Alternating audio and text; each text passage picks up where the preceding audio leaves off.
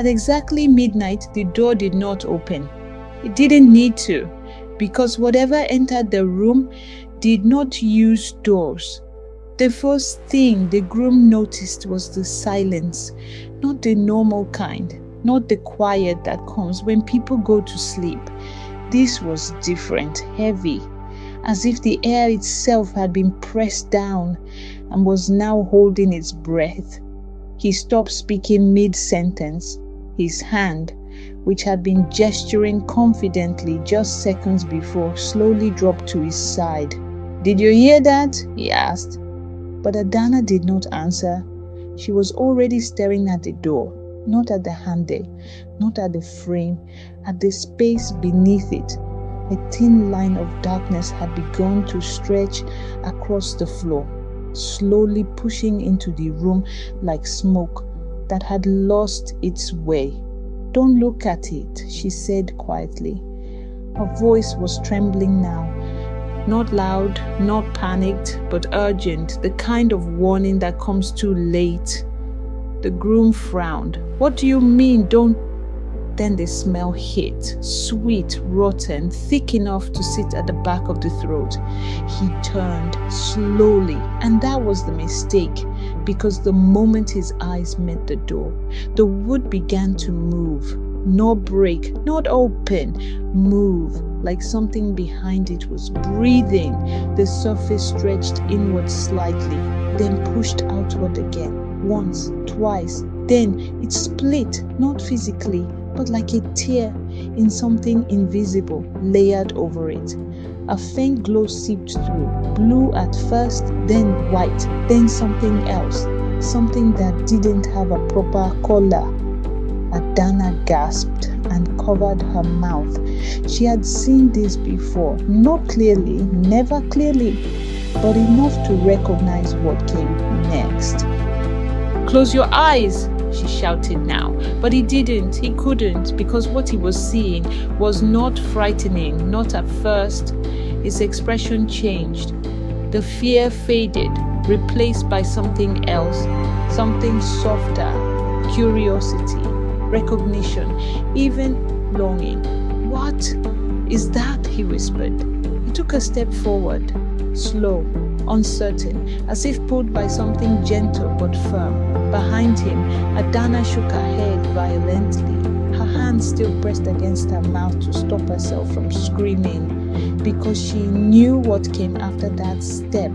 She had watched it happen before, exactly like this, every time. The light stretched further into the room now, forming a faint outline, not fully visible, but enough to suggest shape, something tall, something shifting, something that didn't stay the same long enough for the mind to understand it. The groom reached out his hand, and just as his fingers moved closer, the air around him cracked, a faint ripple, like heat bending light. Then his body jerked slightly, not backward, forward, as though something had taken hold of him from the other side.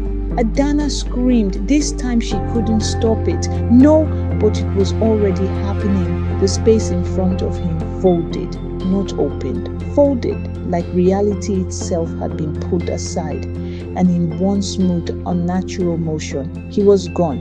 No sound, no struggle, no trace. The light snapped shut instantly. The door was whole again.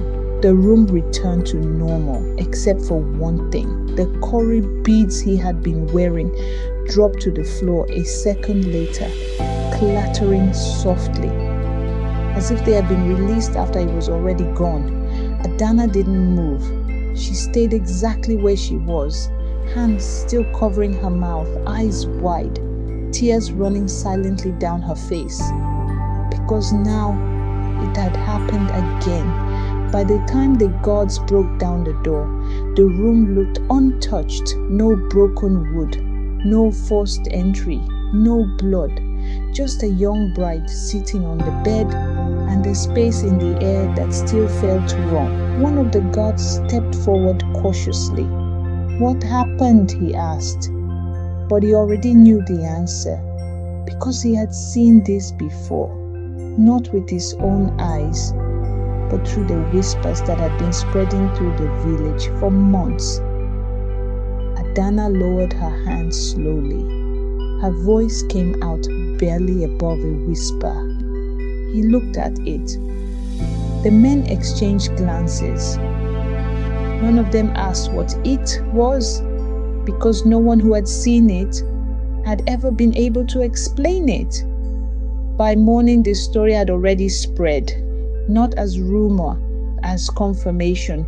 3 husbands, 3 wedding nights, 3 disappearances, same room, same pattern. And now, no more doubt. This was not chance. This was not coincidence. This was something waiting, something patient, something that did not force its victims, but called them and they answered. By midday, no man in Umuike would even walk past the chief's compound. Mothers warned their sons without saying it directly. Fathers avoided eye contact when the topic came up. And Adana remained inside, alone, not because she was told to stay there, but because she had nowhere else to go. The village had already decided what she was. They just hadn't said it out loud, not yet. But somewhere beyond that fear, beyond the whispers, beyond the stories, there was one detail no one had paid enough attention to. Not the disappearances, not the room, not even the strange light, but the pattern. Every man who vanished had seen something, and every time Adana had told them the same thing: don't look. And then a man arrived in the village who did not need his eyes to see anything at all. He walked slowly, deliberately, a long staff tapping against the ground with quiet precision, and covering his eyes was a dark cloth. The villagers stared because this made no sense. Men with perfect vision had disappeared without trace. So what exactly did a blind man think he was going to do? He stopped at the center of the village, lifted his head slightly, and spoke in a calm, controlled voice. I heard, he said, that the problem begins when they look. A few people shifted uncomfortably. No one answered, but he smiled slightly, as if their silence had already confirmed everything. Good, he continued. Then this will be simpler than I thought. And for the first time since the disappearances began, someone was not afraid of the room, because he had already figured out what it was doing, and more importantly, how to stop it. The door to the bridal chamber remained closed the next morning. No one entered, not even the chief. He stood there, silent, ordinary, as though nothing had ever happened inside it. But the men who had stood guard the night before did not speak the same way anymore. They avoided each other's eyes. They answered questions carefully. And when anyone asked what they had heard, they always paused before replying, because the truth did not sound like something people would believe. Chief Okafor did not sit that day. He stood. From morning until the sun began to fall, he stood in the center of his compound, listening as reports came in from every direction. 3 husbands, 3 nights, 3 disappearances, no bodies, no struggle, no explanation. But now, there was something else, a pattern. They all spoke before it happened, one of the guards said finally. The chief turned. What did they say? The man hesitated, then answered slowly. They asked the same question. A silence followed. What question? The chief pressed. The guard swallowed. They all said, do you see that? The chief's jaw tightened, because that meant something very specific. It meant whatever was inside that room was not invisible. By afternoon, the blind hunter had already been given a place to sit, not inside the house. Not yet, but close enough to observe. He sat quietly beneath a tree, his staff resting across his knees, listening, not asking questions, just listening. The villagers gathered at a distance, watching him the way people watch something they do not understand. One of the elders finally approached him. "You heard what happened," the old man said. The hunter nodded slightly. "I heard enough." "And you still intend to go through with this?" "Yes." The elder studied him carefully. "Do you think you are stronger than the others?" The hunter smiled faintly. "No." "Then why are you not afraid?" There was a pause. Then the hunter answered in a calm, steady voice. "Because I am not planning to fight it the way they did." The elder frowned. They did not fight anything. Exactly. Inside the house, Adana had not moved much since morning. She sat where she had been placed, back straight, hands resting in her lap, eyes fixed on nothing. Her father entered quietly. For a long moment he did not speak. Then finally, "Is it always the same?" he asked. Adana didn't look at him. "Yes." "They always see something?" "Yes." "And you?" A pause, then, "No." That answer settled something. The chief turned slightly. "You have never seen it?" "No." Her voice was steady now, almost too steady. "I only see what is already too late." The chief nodded slowly, then asked the question that mattered most. "Can it be resisted?" This time Adana hesitated. Her fingers tightened slightly in her lap. "I don't know," she said quietly. "They don't try." Outside, the hunter stood. He had heard enough. "Take me to the room," he said. The guards exchanged glances. "No one enters that place before nightfall," one of them said. The hunter tilted his head slightly. "Then take me to the door." They led him there, step by step, his staff tapping lightly against the ground. When they reached it, he stopped. He did not touch the door. He did not open it. He simply stood there, listening to nothing and everything. The guards watched him carefully. "What are you doing?" one asked. The hunter inhaled slowly, then spoke. "It does not live in the room." The guards frowned. "What do you mean?" "It uses the room," he said calmly, "but it does not belong to it." That changed the air immediately, because if that was true, then the danger was not contained. "Tell me exactly what happens," the hunter said. One of the guards stepped forward. The air changes, then the smell comes, then the man sees something, and the woman, she tells him not to look. The hunter nodded. "Too late," he murmured. "Yes," the guard said, "always too late." The hunter tapped his staff lightly against the ground, once, twice. Then he asked a different question. "Do the men move on their own?" The guards exchanged glances again. Then one answered carefully. "They walk, but it does not look like they are choosing to." The hunter smiled slightly. "That is because they are not being pulled." The men stiffened. "What?" "They are being invited." As the sun began to set, preparations started. Not for a celebration, but for something heavier, quieter, more deliberate. The chief gave the order. The wedding will take place tonight. No one argued, no one objected, because by now everyone understood what this meant. This was no longer about marriage. This was about ending something that had already taken too much. Adana was brought out at dusk, dressed once again, red, white, beads around her neck. But this time, There was no illusion of joy, no music, no laughter, only silence. The hunter stood across from her, still, calm, his eyes covered.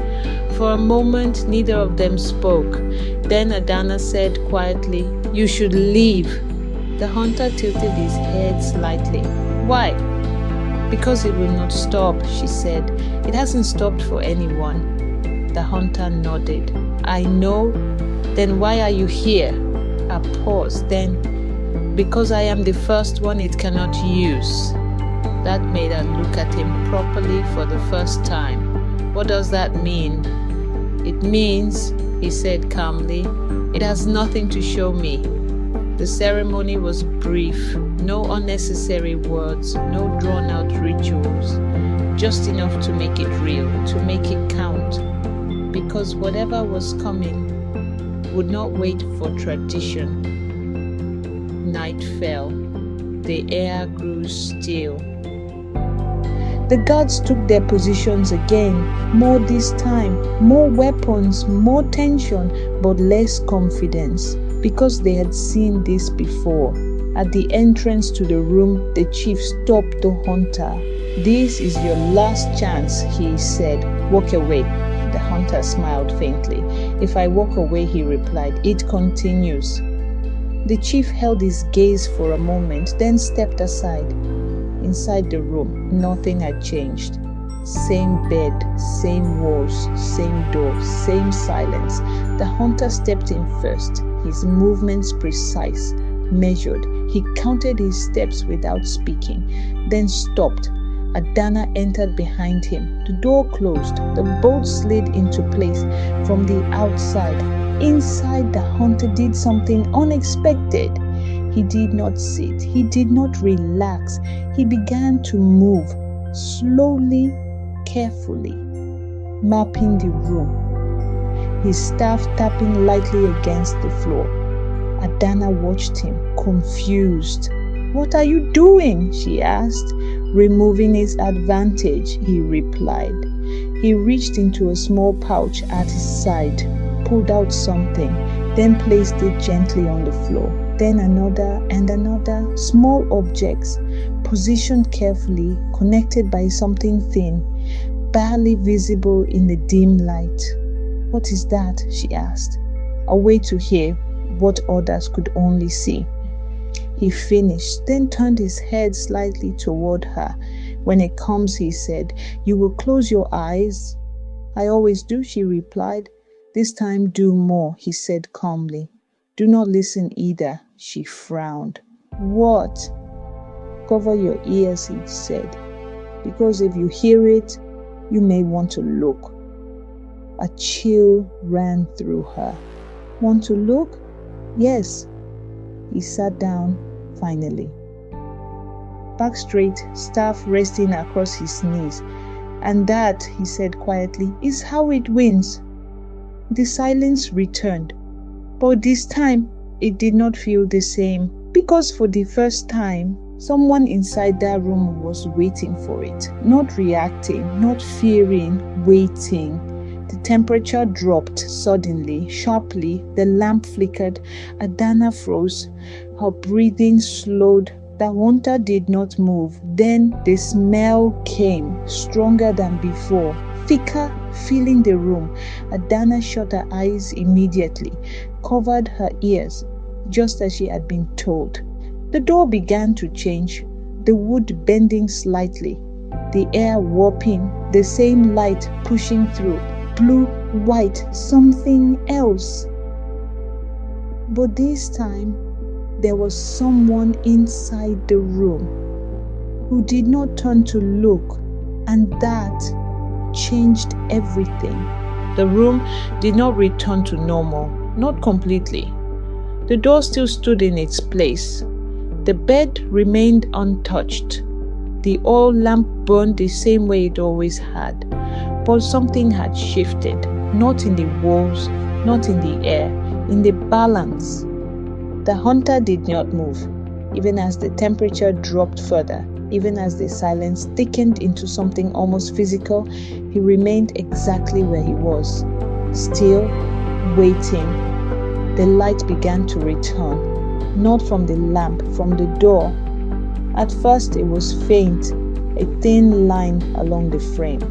Then it spread slowly, deliberately, as though something on the other side was becoming aware that this time things were different.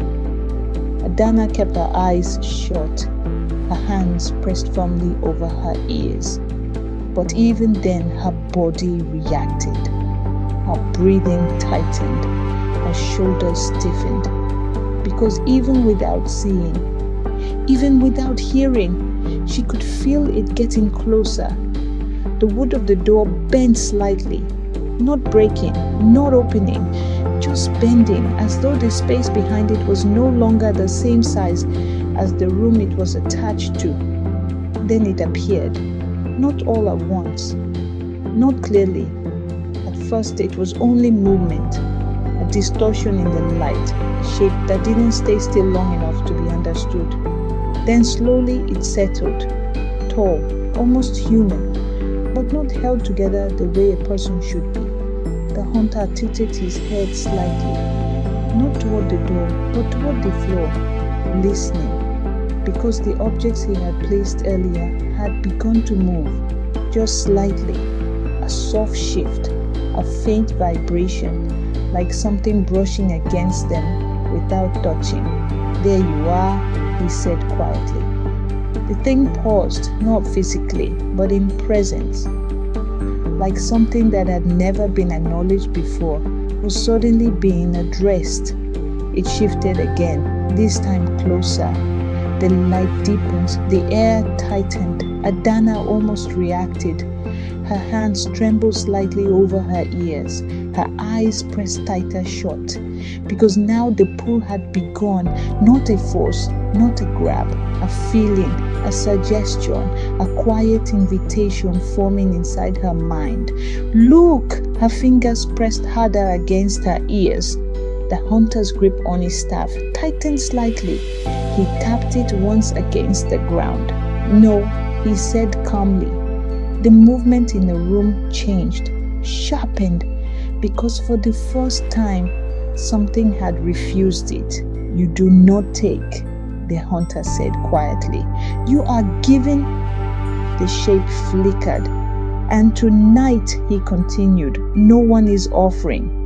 The objects on the floor shifted again, this time more violently. A thread pulled tight, then snapped. The room reacted instantly. The light surged, the air cracked, and for a moment, just a moment, the thing became clearer.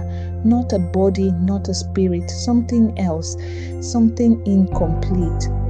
The hunter leaned forward slightly. "I understand now," he said. Then he did something no one before him had done. He stood up and stepped toward it. The pull intensified immediately, stronger, sharper, but it did not change him, because there was nothing inside him for it to use. No image, no reflection, no doorway. "You need them to see you," he said. The shape trembled. "To believe you." Another step forward. "But I do not see you," the hunter continued calmly. "So you do not exist the way you want to." The light flickered violently. The door groaned slightly. Adana could feel it now. The struggle, not against them, against itself, because something that depended on being seen was now facing someone who could not see at all. The hunter raised his staff slightly. "Return," he said quietly. The room held still for 1 second, 2. Then everything collapsed inward. The light vanished, the pressure lifted, the air snapped back into place, and the door became a door again. Silence, real silence. Adana slowly lowered her hands, carefully, as though afraid something might still be there. She opened her eyes. The room was empty. The hunter stood near the door, still, unmoved. "It's gone," she whispered. He didn't answer immediately. Instead, he tapped his staff once more against the ground, listening. Then finally, "Yes," she exhaled. a breath she hadn't realized she had been holding for days. Outside, the guards shifted. The silence had changed. They felt it even before the door opened. When it finally did, the hunter stepped out first. The chief moved toward him immediately. "What happened?" he asked. The hunter paused, then said something that no one there fully understood at the time. "It was never taking them." The chief frowned. "Then what was it doing?" The hunter looked back once at the door. "Waiting," he said quietly, "for someone to finally refuse." Behind him, Adana stepped into the light, alive, unharmed, and for the first time since it had begun, nothing followed her out. The door remained closed behind them, still, silent, as though whatever had once lived there had been left without a way back in. And yet, that night, long after everyone had gone to sleep, the hunter remained awake, because even though the room was quiet, he tapped his staff once against the ground and listened, just to be sure that nothing was still listening back.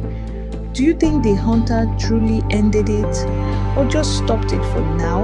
Let me know what you think in the comments. And if you enjoy stories like this, consider subscribing.